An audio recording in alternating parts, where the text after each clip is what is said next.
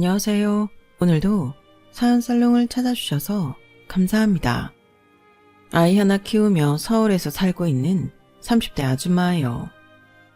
외동아들인 자기 아들만 죽어라 쫓아다니며 며느리인 절 못살게 굴던 시모가 바로 저희 시어머니네요. 남편이 어려서부터 워낙 똑똑했고 서울대 의대를 나온 수재이니 잘난 아들에 대한 지극한 사랑이 이해가 될 것도 같아요. 저도 자식 새끼 키워보니 애미의 심정을 조금이나마 알겠더라고요.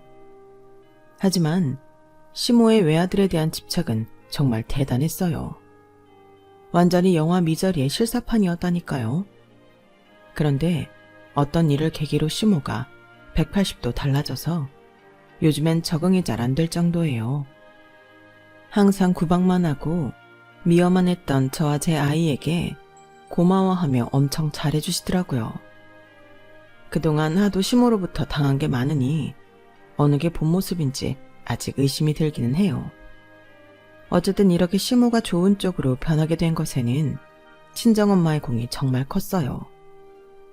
친정집이 흙수저에 농사 짓는 집이라고 시모가 처음부터 엄청 싫어했죠. 친정 부모님까지 싸잡아서 비난하기 일쑤였죠. 인간으로서 참기 힘든 모욕을 다 감수해가면서까지 오직 큰딸인 저의 행복을 위해 시댁의 정성을 다해 잘하셨어요. 만일 저였으면 자존심 상해서 절대 못했을 일들을 저희 친정 부모님은 자존심 다 버리고 해주신 거죠. 아우, 그간 시모 때문에 친정 부모님 마음고생하신 거 생각하면 지금이라도 뒤엎고 이혼하고 나와버리고 싶네요. 하지만 어떠한 사건을 계기로 시모가 완전히 바뀌었으니 조금 더 지켜보려고요. 시모의 선함이 영구적인지 일시적인지 팔짱 끼고 잘 살펴볼 생각입니다. 대체 어떤 일이 있었길래 시모가 벼락 맞은 것처럼 180도 변하게 됐는지 궁금하시죠? 제가 가장 좋아하는 채널인 사연살롱 구독자분들에게 상세히 밝혀볼게요. 제 인생의 하소연 한풀이를 해볼 테니 끝까지 경청해 주시면 감사하겠습니다. 지금부터 시작할게요. 저희 친정 부모님 두 분 다 집안 각각이 조상 대대로 흙수저 소작농 집안이었어요. 땅 한 평 없이 죽어라 남의 땅 읽어주고 소정의 품삯을 받아 생활해오던 집안이었죠. 친정 부모님 또한 보고 자란 게 농산일이었기에 다른 걸로 성공할 생각보다는 어떻게든 농사로 삶을 개척하려 하셨죠. 농사일 해보신 분들은 아실 거예요.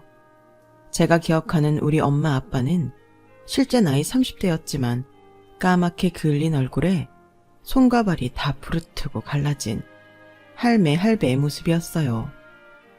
지금 생각하면 너무 가슴이 아프네요. 특히나 농산일은 날씨의 영향을 엄청 받잖아요. 요즘 같은 여름철에 장대비가 쏟아지고 태풍이 불고 하면 농업인들은 농작물 걱정에 밤잠을 이루지 못해요. 첫째 딸이었던 저도 덩달아 잠을 못 자고 어렸을 때부터 날씨에 예민하고 걱정을 많이 했던 기억이 있네요. 친정 부모님께서는 금슬이 좋으셨기에 첫째 딸인 저를 포함해 딸 넷을 내리 낳으셨어요. 아마 아들을 낳기 위해 딸만 4명을 낳으셨는지도 모르겠어요. 하지만 살면서 한 번도 자식들이 죄다 딸이라 섭섭했다는 얘기는 안 하시더군요. 어려운 환경 속에서도 우리 4딸들을 물심양면으로 지원해 주시며 사랑으로 키워주셨어요. 우리 가족은 늘 화목했죠. 여자들이 많아서 그런지 우애도 좋고 그 흔한 다툼도 한 번 없이 항상 웃음꽃이 피었어요. 하지만 아무리 열심히 일해도 우리 6 식구가 늘 돈 걱정을 하며 살아야 할 정도로 가난함을 벗어나지 못하자 친정 부모님은 돼지 축사도 해보고 우리 농장도 해보며 여러 가지 변화를 모색해봤어요. 그럴 때마다 우리 4자매는 열과 성을 다해 부모님 일을 도왔죠. 그런데 우리 6 식구의 노력이 정말 무색하게도 결과는 처참했어요. 돼지 농장이 조금씩 잘 되려나 싶으면 돼지 콜레라가 돌아서 싹 다 살처분 대상이 되어버렸죠. 오리 농장도 수익이 날까 싶으니 조류 독감이 유행해 정성 들여 키운 오리들이 다 죽어나갔고요. 그때마다 부모님께서 받은 스트레스는 이루 말로 다 못할 정도였어요. 눈물 많고 마음 여린 엄마는 우리들이 다 잠든 새벽녘에 뒷마당에 나가 꺼이꺼이 우시더군요. 우리 내자매도 숨죽여 울 수밖에 없었죠. 결국 다시금 농산일로 퀴기했죠. 저희 부모님은 더 이상 큰 욕심 안 부리고 쌀농사, 고추농사 지어 6 식구 입에 풀칠만 하자라고 다짐하셨어요. 그나마 조그만 땅을 사서 더 이상 소장국 노릇은 안 해도 되었죠. 자그마한 땅 주인이 된 것만으로도 우리 가족은 큰 부자가 된 듯한 기분이었죠. 그 작은 시골 마을에 어느 날부터인가 대대적인 공사를 하더군요. 우리 논밭에 한 100배는 돼 보이는 듯한 평수에 웬 아방궁 같은 대저택을 짓고 있었어요. 이 마을 사정을 훤히 알고 있는 이장님께 대체 뭔 공사인지 여쭤봤죠. 아, 저기 대저택 말이야. 서울에서 크게 사업을 하는 사람인데 이번에 이 지역에 지사를 크게 내면서 외동아들이랑 딸랑 세 식구가 살 집을 저리도 크게 짓는 거래. 회장이 직접 이 지역에 살면서 지사 업무를 진두지휘한다나 뭐래나. 내 참, 300명이 살아도 될 만큼 큰 집에 딸랑 세 식구라니 참으로 웃기지? 가난한 농민들의 상식으론 도저히 이해가 안 가는 큰 집이었죠. 입만 쩍 벌리고 있는데 그 집 공사장으로 벤츠 한 대가 미끄러지듯 들어가더군요. 벤츠 뒷창문이 열려 있어서 누가 타고 있나 봤더니 내 또래에 아주 잘생긴 남학생이 타고 있었어요. 저 집 회장이란 사람의 아들이 분명했죠. 와, 잘생겼다. 완전히 탤런트처럼 생겼네. 서울 부자들은 저렇게 다 잘생겼나? 우리 내자매는 다른 세상에 사는 사람들의 얘기에 침만 꿀꺽 삼키고는 다시 엄마 아빠 농사일을 도와주러 갔죠. 그런데 다음날 학교에 가보니 담임선생님께서 전학생이 있다며 소개시켜 주더군요. 자, 서울에서 전학 온 김진헌이라는 학생이다. 지난해 아버님께서 이번에 우리 학교 전체 화장실을 싹 다 신식으로 고쳐주시기로 했다. 일동 박수! 그 아방국엔 살 거라는 회장 아들이잖아? 캬, 역시 잘생기긴 했구나. 벤치에 앉아있던 그 남학생이 맞았어요. 제 나이 고등학교 1학년, 한창 사춘기 여학생이었기에 잘생긴 남자아이와 친해지고 싶은 건 어쩔 수 없었죠. 마침 진원이는 제 바로 앞자리에 앉게 되어 자주 뒤를 돌아보며 제게 학교 생활 이것저것에 대해 묻더군요. 그때마다 당연히 매우 친절한 태도로 하나하나 다 가르쳐 주었죠. 그렇게 친구로서 조금씩 친해질 수 있었네요. 진환이는 부잣집 외동아들로 곱게 컸기에 성격도 유하고 참 좋았어요. 그런데 그 엄마는 성질머리가 고약스럽더군요. 하교 후 여느 때와 다름없이 부모님의 농사일을 돕고 있는데 진환이의 엄마, 그러니까 회장 와이프가 뚝방길을 걸어가더군요. 이미 아방궁 같은 대저택이 완공되어 오고 가는 얼굴을 자주 보았기에 저희 부모님은 먼저 아는 척을 했죠. 안녕하세요. 저 집 사시는 사모님이시죠? 저희는 이 아래 빨간 기와집 사는 주민입니다. 집을 마치 대굴같이 멋들어지게 지으셨네요. 이 마을에 사시면서 불편한 점은 없으세요? 뭐 궁금한 거 있으시면 언제든지 물어보세요. 같은 동네 주민으로서 도움이 될 수 있다면 좋죠 뭐. 저희 엄마 아빠가 모자를 벗고 허리까지 숙여가며 진환이 엄마에게 아는 척을 했지만 돌아오는 아줌마의 반응은 진짜 어이없더군요. 여기 일꾼이에요? 어디서 같은 주민으로 엮어서 아는 척을 해? 별 희한한 사람 다 보겠네. 아, 여기가 논밭이야? 아님 똥숟간이야? 소똥 냄새가 천지에 진동을 하네 아주. 남편한테 얘기해서 얼른 서울로 떠나든지 해야지. 더러워서 못 살겠네 진짜. 대뜸 가르침을 뱉으며 우리 부모님에게 사람 대접을 안 하더군요. 진짜 재수없는 여편네였죠. 저희 아빠도 화가 나서 한 말씀 하시더군요. 아유, 서울 부잣집 출신이라고 눈에 뵈는 게 없나 보군. 저 집 외동아들은 인사도 잘하고 좀 착해 보이던데 누가 저 집안 며느리로 들어갈지 아주 고생길이 훤하구만. 나도 가르침이나 뱉어야겠다. 진안이 엄마의 성격이 개떡 같다는 것과는 별개로 진안이와는 친구로서 많이 가까워졌어요. 진안이는 서울에서 대체 어떻게 교육을 받은 건지 학습적인 부분에서는 모르는 게 하나도 없었죠. 야, 너 전과목 올백 맞은 거야? 야, 진원아, 너 천재 아니니? 진짜 대단하다. 에이, 천재는 무슨. 그냥 학생으로서의 본분은 공부뿐이니 열심히 하는 거지 뭐. 내 목표가 서울대 의대라 당연히 열심히 할 수밖에 없어. 그때 깨달았어요. 아, 맞아. 학생으로서의 본분은 공부구나. 난 엄마 아빠 일 도와주는 게 주 임무였고 공부는 늘 뒷전이었는데. 저도 진안이를 따라 고2 정도부터 공부를 열심히 했던 것 같아요. 대학도 못 들어갈 실력이었던 저는 점점 성적이 올라 고3 때 되니 서울 4년제에 입학할 성적까지 되더군요. 부모님께서도 처음엔 농사일 덜 도와주는 점에 대해 서운하게 생각하시다가 점점 상승하는 성적표를 보시고는 가능성을 약간 보신 것 같아요. 공부 열심히 하란 말을 고3 때 돼서야 처음 들었네요. 진안이와 늘 붙어 다니며 학교에 마련된 도서관에서 늦게까지 공부하다 보니 몇 명 없는 전교생 친구들에게 우리가 사귀는 사이라며 소문이 쫙 퍼져 있었어요. 야, 아람아, 너희 진환 서방님 어디 계시냐? 공부를 빌미로 니네 가족보다 더 붙어 다니는 거 아니니? 주말에도 학교에 나와서 공부한다며? 선생님 안 계시는 주말에 공부하면서 뽀뽀도 하고 손도 잡고 하는 거 아냐? 야, 무슨 서방님이냐? 우린 그저 같이 공부 열심히 하는 친구 사이일 뿐이야. 진환이는 서울대 의대 목표라서 전국 등수 신경 쓰는 아인데 괜히 걔 신경 쓰이게 하지 말아라. 말은 이렇게 했어도 점점 진환이를 좋아하는 제 마음을 저도 느끼겠더라고요. 콩닥콩닥한 마음을 숨기고 그 아이 옆에서 열심히 공부했죠. 하지만 그 중요한 고3 생활에 엄청나게 큰 위기가 닥치고 말았어요.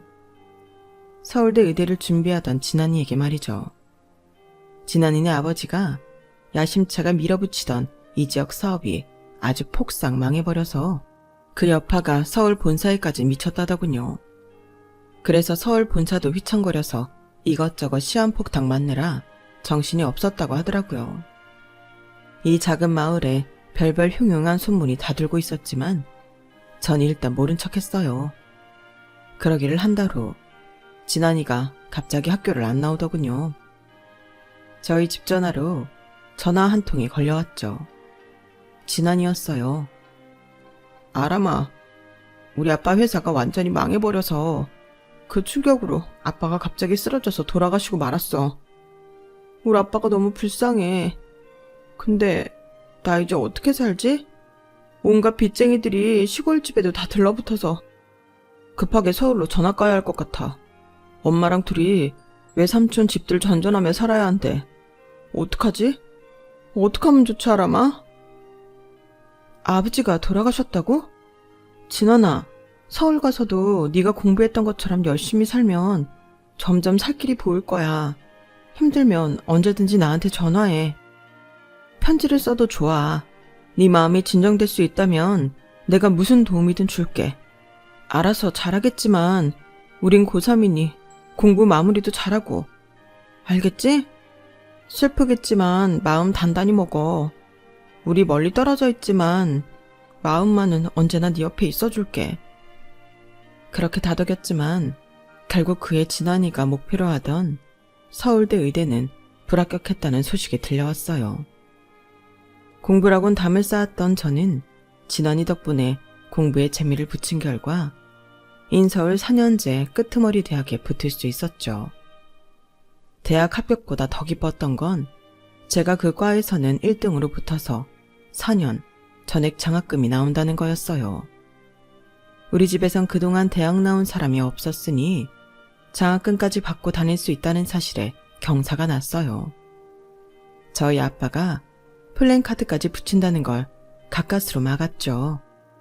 아빠, 서울대도 아니고 서울 4년제 제일 꼬라비인 대학 붙은 걸 무슨 자랑이라고 플랜카드를 붙여요. 아, 창피하게. 그래도 가족들의 크나큰 축하를 받으니 나름 뿌듯하더군요. 서울에 있는 대학교 기숙사에서 혼자 지내기 위해 상경했죠. 제 머릿속엔 혼란스럽고 어려운 상황 속에서 재수를 하고 있을 진환이 걱정뿐이었어요.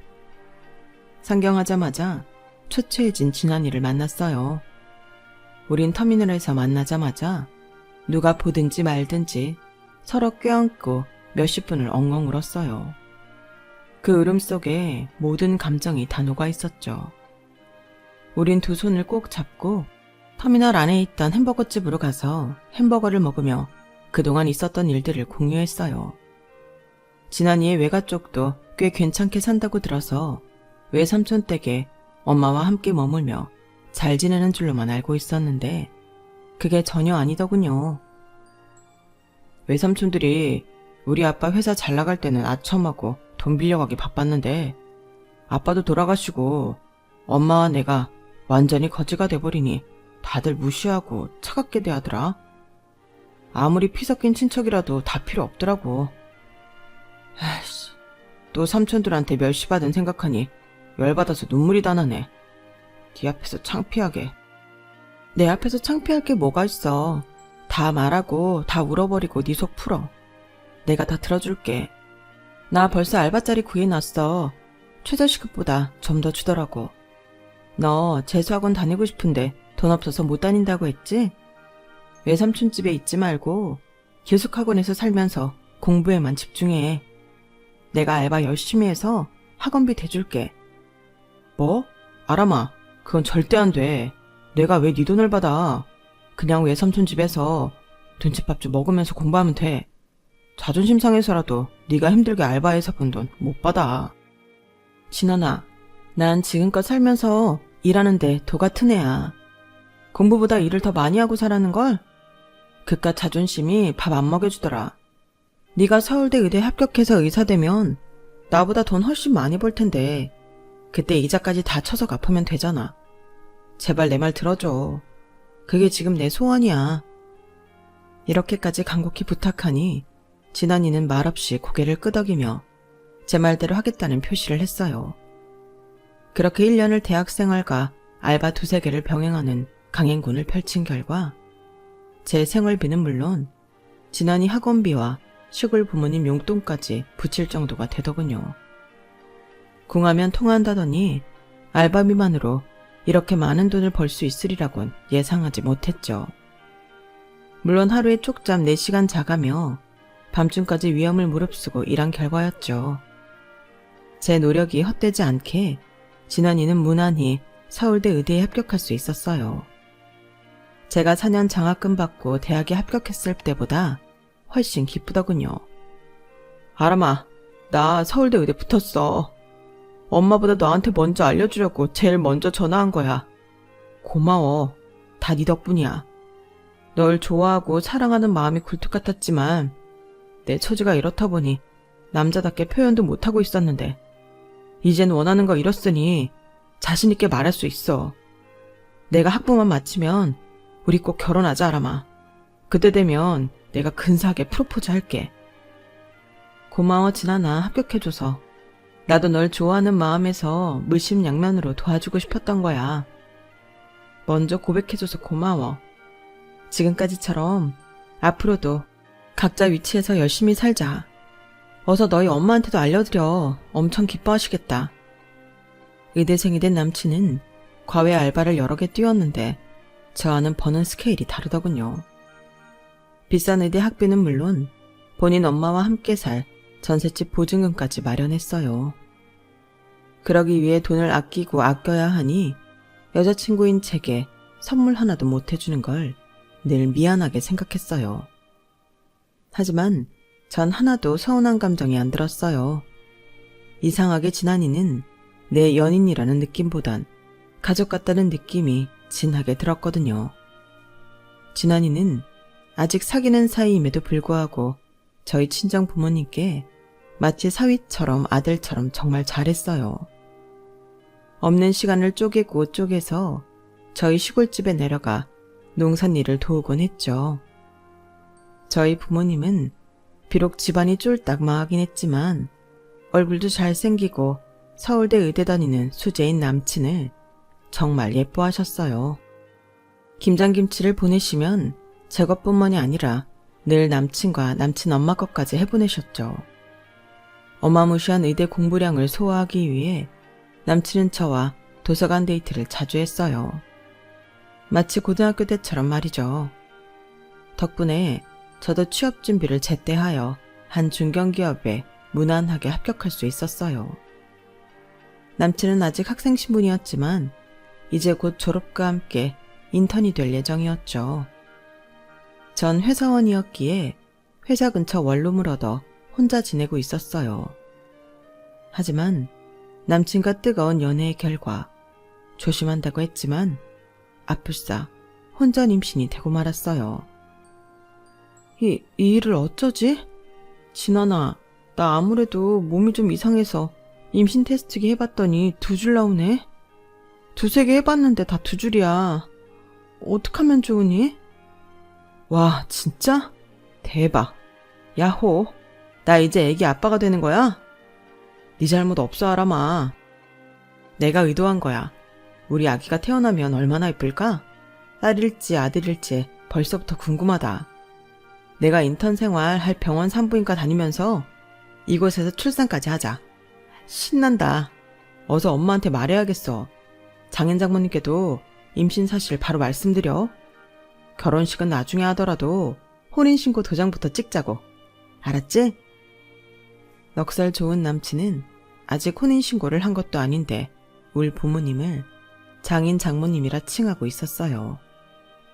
떨리는 마음으로 부모님께 말씀드렸는데 오히려 저보다 더 좋아하시더군요. 아람아, 축하한다. 어떡하긴 뭘 어떡하니? 하늘이 내려주신 축복인걸. 완벽하게 모든 걸 갖추고 아기 키울 생각 마. 키워가면서 갖추면 되는 거야. 닥치면 다 하게 돼 있어. 너무 걱정하지 말아라. 우리 큰딸 장하다. 이쯤 되니 남친 엄마의 반응이 너무 궁금했어요. 첫인상이 무척이나 안 좋았던 남친 엄마는 몇 년을 사귀는 동안 저희 엄마 김치며 반찬을 얻어먹으면서도 고맙다는 말 한마디 없었거든요. 어느 날 주말에 쉬고 있는데 누가 쾅쾅 제 원룸 문을 두드리더군요. 문틈으로 살짝 보니 남친 엄마였어요.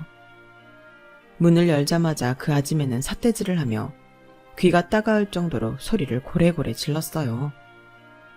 야 이년아, 이 꼴이 9 달린 구미호년 같으니라고? 기어코 내 귀한 아들 앞길을 막으려고 작정을 했구나. 서울대 의대 나온 내 천재 아들이 왜 너 같은 가난뱅이 촌년하고 결혼을 하냐? 하다 안 될 것 같으니 임신까지 했다고? 그런다고 내가 이 결혼 허락할 것 같아? 당장 애 떼라. 내가 수술 잘하는 병원 알아놨으니 같이 가서 내 두 눈으로 확인해야겠다. 당장 따라와. 이 손 놓으세요, 어머님. 무슨 임신이 장난이에요? 갑자기 쳐들어와선 다짜고짜 애를 떼라 말아요. 제 뱃속의 아이는 어머님 피가 섞인 손주예요. 어떻게 그렇게 무지막지하게 말씀하실 수 있으세요? 뭐? 무지막지? 너 진짜 무지막지한 게 뭔지 보여줘? 남친 엄마는 급기야 제 머리채를 잡더군요. 전 남친 엄마를 밀쳐버리고 얼른 112에 신고해버렸어요. 경찰서에 도착하니 경찰에 연락을 받고 남친도 황급히 오더군요. 남친 엄마와의 첫 대면은 그렇게 경찰서행으로 마무리 지었네요. 내가 오랫동안 사랑했던 남친의 아기를 가졌는데 쌍스런 남친 엄마의 한마디에 아기를 지우긴 죽기보다 싫었어요. 남친도 낙태에 대해선 결사 반대했고요. 엄마, 아직 임신 초기인 예비 며느리의 머리채를 잡고 흔들면 어떡해요? 아기 잘못되면 엄마가 책임지실 거예요. 내 귀한 아들아, 내가 널 어찌 키웠는데 저런 버러지 같은 년한테 횟가닥 눈이 돌아서 혼인신고며 애를 낳겠다는 거냐? 서울대 의대 나오고 탤런트 뺨치게 잘생긴 네가 재벌집에 장가를 들어가도 시원차를 파네. 왜 거지 속으로 스스로 기어들어가겠다는 거야? 절대 안 된다, 내 아들. 내 귀한 아들. 엄마, 정신 차리세요. 내가 의사라는 것 때문에 돈 많은 집에 팔려가길 원하시는 거예요? 우리 집은 뭐 볼 거 있나요? 우리 집도 아버지 돌아가실 때 다 망해버렸잖아요. 그 이후로 아람이가 제 뒷바라지 다 해준 거 엄마도 잘 아시잖아요. 엄마가 뭘 하셔도 전 아람이랑 결혼합니다. 장인 장모님도 좋으신 분이에요. 조만간 상견례 자리 마련할게요. 그냥 참석만 하세요. 그토록 아들을 귀하게 여기던 예비시모는 아들의 고집을 꺾을 수 없었어요. 울며 겨자 먹기로 상견례 자리에 참석했죠. 예비시모의 비참한 얼굴만 보면 무슨 나라가 망한 줄 알겠더군요. 우리 친정부모님을 보자 다시금 고약한 성질머리가 되살아난 듯 쏘아댔어요. 천박하기 짝이 없었죠. 돈도 없는 집안에서 쓰잘데기 없는 딸내미를 넷이나 낳았네? 거지 분수에 맞게 하나, 둘만 낳아야지. 뭐 저렇게 싸질러 댔대? 일단 애부터 싸지르고 보는 건 지 엄마 닮았구만. 저희 부모님도 예비시모의 싸가지에 엄청나게 당황하신 기색이 역력했지만 딸 가진 죄인으로 최대한 예의를 차리셨어요. 사돈어른, 예전에 시골에서 한번 뵙고는 처음이네요. 그간 바깥어른도 돌아가시고 많은 일이 있었다고 들었는데 살기가 참 녹록지 않으셨을 것 같네요. 고생 많으셨습니다. 난 원래부터 귀족 가문에서 자라서 댁들처럼 365일 돈 걱정하진 않아도 되니 값싼 동정 따윈 사절입니다. 게다가 우리 찬란 의사들이 곧 5월 1,000만 원 이상 벌어올 텐데 뭔 걱정입니까? 아휴, 저 맹랑한 아람인지 보람인지 대개 딸이 임신 공격만 안 해왔어도 재벌집 사위가 될 수도 있었을 텐데 아이고 내 팔자야. 더 이상은 댁딸하고 마저 앉아 있기도 싫으니 자, 여기 혼수 목록이나 받고 그대로 다 해와요. 혼수 목록이라 했으나 무슨 공책을 하나 던지고 가시더군요. 그 속엔 빽빽하게 혼수로 해와야 할 것들이 적혀 있었죠. 죄다 럭셔리한 외제품에 사치품들 천지였어요. 옆에서 보다 못한 남친이 본인 엄마를 말리더군요. 아니 엄마, 이게 다 뭐예요? 우리 그냥 아람이 살던 원룸에서 살림 차리고 혼인신고만 하고 아기 낳고 시작할 계획이에요. 이런 걸 좁은 집에 다 어디에 쑤셔넣으란 말씀이세요? 그거 너희 것 아니고 내 거다. 내가 머리에 얹고 살든 이고 살든 알아서 할 테니 잔말 말고 그 혼수 목록 다 해와. 난 이만 간다. 예비시모는 자리를 떴고 저희 친정엄마 아빠는 묵묵히 그 혼수 목록을 챙기시더군요. 그리고는 말씀하셨어요.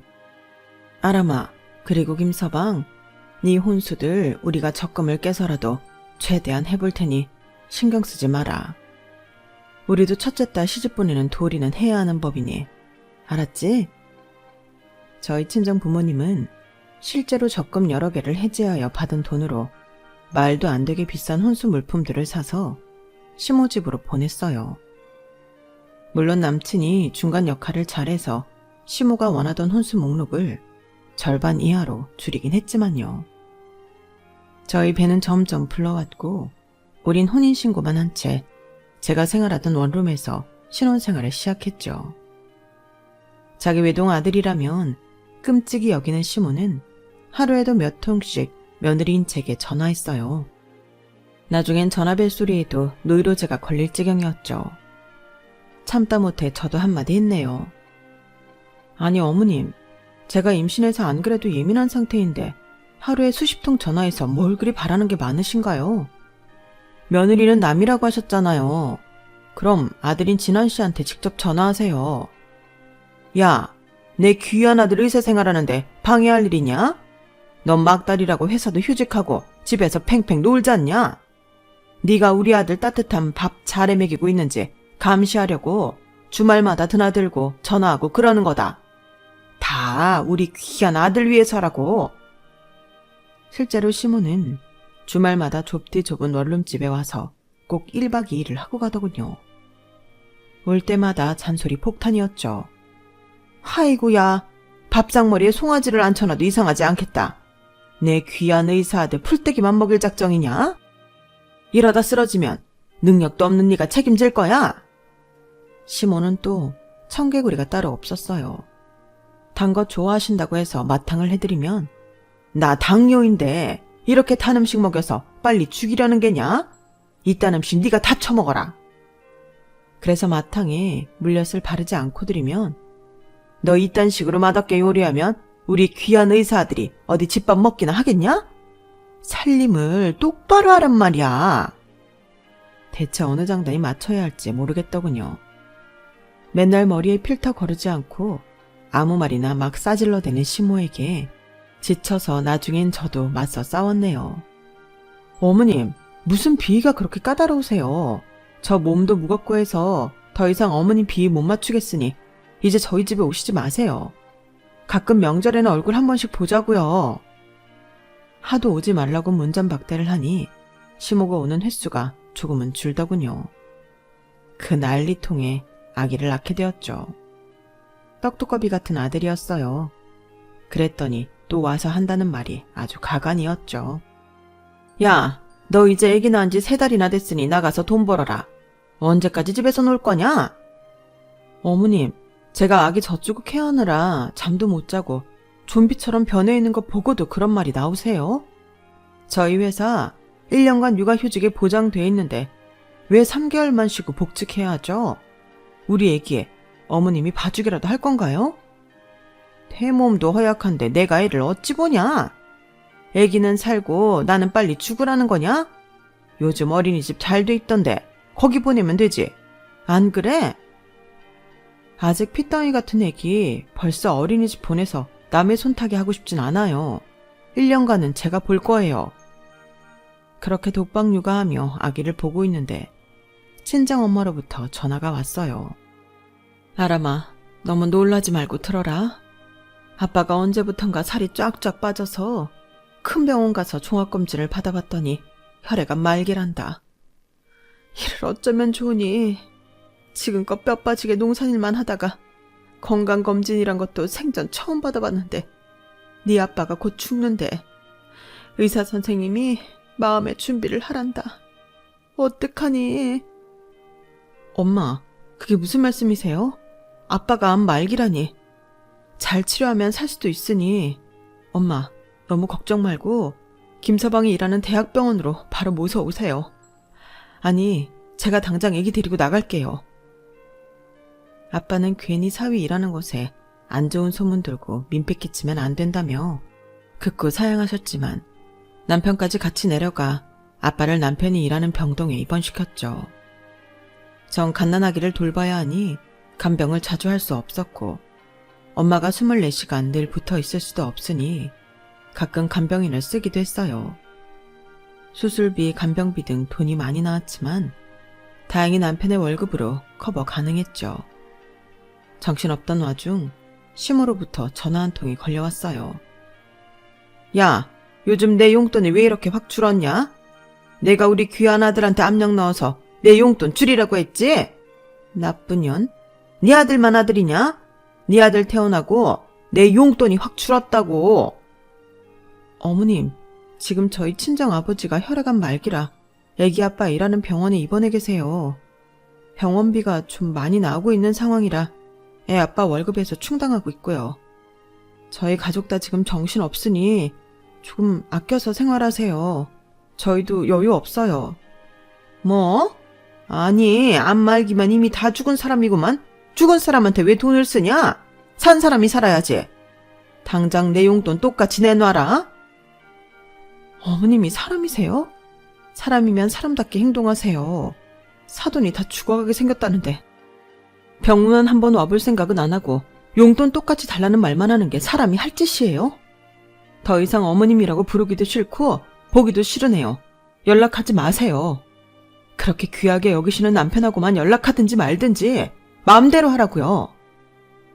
시모에게 오만 정이 떨어져 그 후로는 시모의 연락을 다 차단해버렸어요. 남편하고는 계속 연락을 하든지 말든지 상관도 안 했죠. 나름대로 최선을 다해 친정 아빠 병간호를 했지만 너무 무심하게도 3개월 만에 아버지는 돌아가시고 말았어요. 돌아가시기 3일 전쯤 그래도 말씀은 조금 하실 수 있을 때라 온 가족이 모여있을 때 유언 비슷하게 남기실 수 있었죠. 다들 고마웠다. 눈 감으면 거뭇거뭇한 저승사자가 눈앞에 보이는 걸 보니 갈 시간이 된 것 같구나. 덕분에 행복했어. 고생한다 내 새끼들. 여보, 나 때문에 평생 고생만 하게 해서 미안해. 아람아, 우리 손자 성모 낳아줘서 정말 고맙다. 잘 키워라. 김서방, 자네 덕분에 내가 서울에서 제일 큰 병원에서 호강하며 눈을 감을 수 있게 됐네. 김서방 장인이라며 다들 어찌나 잘해주던지. 진짜 고맙네. 아람아, 김서방하고 평생 백년해로 해라. 무슨 일이 있어도 절대 헤어지면 안 돼. 이게 아빠의 마지막 육성이었어요. 아빠가 병상에서 내내 하셨던 말씀대로 장례식에서 최대한 울지 않고 행복하게 보내드리려고 했죠. 하지만 터져나오는 눈물은 어쩔 수 없더군요. 지지리도 가난한 집안에서 태어나 우리 6 식구 먹여 살리느라 손발이 부르트도록 고생만 하신 아버지. 지금 생각해도 눈물이 맺힙니다. 아빠가 너무 보고 싶네요. 용돈 문제를 단단히 삐친 시모는 사돈 장례식에도 콧배기를 안 비치더군요. 진짜 사람이 맞나 싶을 정도로 예의가 없는 인간이었죠. 그렇게 시모와 연락을 끊은 지 한 1년쯤 됐을까? 모르는 번호로 전화가 오더군요. 얘 며느리야, 내가 다 죽어가게 생겼다. 의사가 갑상선암 초기란다. 어떡하면 좋으니? 나 진짜 죽는 거 아니냐? 너무 무섭구나. 시모라면 치를 떨던 저였기에 당장 끊어버리고 싶었지만 갑상선암 초기라며 서럽게 우는 시모의 전화를 매정하게 끊긴 어려웠어요. 전화번호 바꾸셨어요, 어머님? 모르는 번호길래 받았는데. 여튼 갑상선암 초기래요. 그럼 지금부터 잘 치료받으면 괜찮으실 거예요. 외동아들이 대한민국 최고의 병원 의사인데 무슨 걱정이세요. 진정하시고 의사 말대로 어서 수술하고 치료받으세요. 친정아빠가 암으로 돌아가셨기에 아무리 갑상선암이 워낙 흔하고 착한 암으로 알려졌지만 일말의 걱정은 되더군요. 친정엄마와의 통화에서 시모의 상태에 대해 말씀드렸죠. 엄마는 크게 놀라시며 걱정하시더군요. 뭐? 암이라고? 아무리 갑상선암 초기는 거의 다 살 수 있다고 하지만 온실 속의 화초처럼 지내온 네 시어머니가 많이 놀라셨겠구나. 시어머니 주소 좀 불러봐라. 내가 귀한 것 좀 보낼 테니. 아, 엄마, 귀한 건 엄마 드세요. 우리 시어머니는 알아서 잘 챙겨 드실 테니 걱정 마세요. 솔직히 갑상선암 초기에 발견한 거면 100% 다 회복돼요. 엄마와 통화를 한 지 일주일 후 잔뜩 심통이 난 듯한 시모가 절 본인 집으로 부르더군요. 아기와 함께 시모의 집으로 향했죠. 가는 길에 친정엄마와 함께 시골집에서 살고 있는 막내 여동생한테 전화 한 통이 걸려왔어요. 언니, 엄마가 언니네 시어머니한테 줄 자연산 산삼을 캐다가 그만 절벽에서 떨어지셔서 좀 다치셨어. 귀한 산삼이 워낙 많길래 산삼 따라 계속 위험한 절벽을 오르다가 발을 헛디뎌 떨어지셨대. 다행히 중간에 큰 나뭇가지에 못이 걸려 살 수 있었는데 어쨌든 다리가 크게 부러지셔서 지금 읍내 병원에 와 있어. 언니한텐 비밀로하라고 하셨는데 그냥 내가 전화한 거야. 뭐라고? 아니 뭔 산삼을 우리 시어머니한테 보내려고. 아, 어떡해 우리 엄마. 상태는 괜찮으신 거야? 생명엔 지장 없고? 응. 언니, 엄마한테 말하지 마. 생명엔 전혀 지장 없고 다리 깁스만 몇 달 하면 될 것 같아. 어쨌든 그 산삼 가치가 1억 원이래. 시어머니한테 비싼 거니까 잘 드시라고 해. 이래저래 놀란 가슴을 부여잡고 시댁에 도착하여 마주한 시모는 일부러 저 보란 듯이 뜯지도 않은 택배 상자를 쓰레기통에 버리더군요. 야, 이거 네 엄마 전화번호 맞지? 당장 전화해서 본때를 보여줘야겠어. 그리고는 친정엄마에게 전화를 걸더군요. 아니 사돈, 이런 쓰레기 같은 거 더 이상 보내지 마세요. 내가 갑상선암으로 아파 죽겠는데 이런 쓰레기 챙겨둘 여유도 없다고요. 아우, 상자까지도 더럽네. 이만 끊어요. 일방적으로 말을 쏟아내곤 전화를 끊어버리더군요. 전 살기 어린 눈으로 시모를 똑바로 쳐다보며 친정 엄마가 보낸 택배에 대해 설명했어요. 어머님, 그 택배 내용물이 뭔지는 알고 버리시는 거예요? 그거 자연산 산삼 1억 원어치라고요. 우리 엄마가 그거 시어머니 드리겠다고 게다가 절벽에서 떨어져서 지금 다리가 다 아작이 났다고요. 병원에 입원해 있는 우리 엄마한테 그렇게 야박하게 전화통화 해야겠어요? 놀란 토끼 눈을 한 시모는 당장 쓰레기통에서 택배 상자를 꺼내 조심스레 열어보더군요. 진짜 실한 자연산 산삼이 꽤 많이 들어있었어요. 친정엄마가 보자기에 어찌나 정성스레 쌌는지 그 마음이 느껴져 눈물이 왈칵 흐르더라고요. 놀라운 건 시모의 다음 반응이었어요. 또 욕지거리나 할 줄 알았던 시모의 눈에서 닭똥 같은 눈물이 뚝뚝 떨어지더군요. 너희 어머니가 날 위해서 이렇게 귀한 산삼을 캐다가 다치셨다고.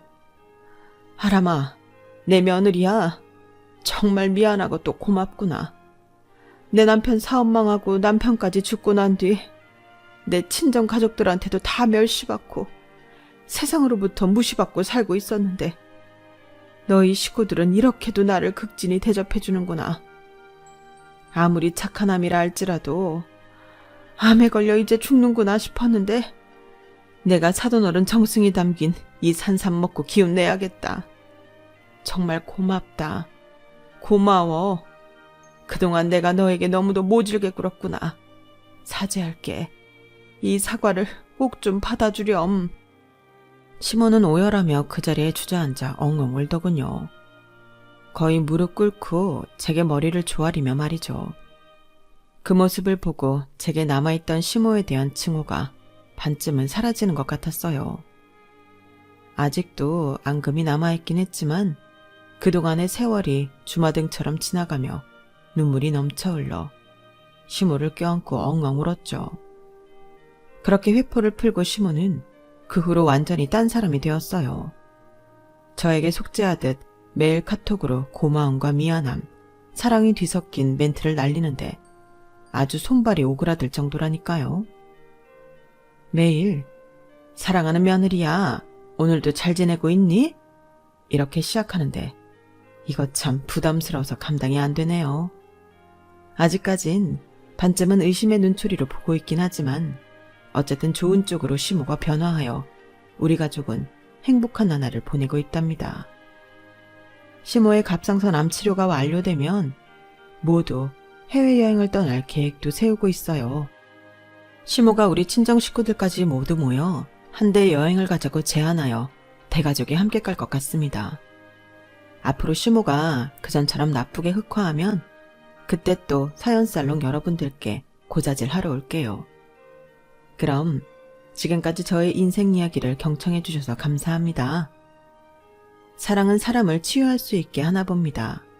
우리 친정엄마의 사랑이 삐뚤어진 시모 마음까지 치유했듯 우리 아들에게도 많은 사랑 주겠습니다. 여러분도 항상 건강하세요. 여러분, 사연 댓글에 응원과 현명한 조언 부탁드려요. 좋아요와 구독은 저에게 큰 힘이 됩니다. 오늘도 좋은 일 가득하세요.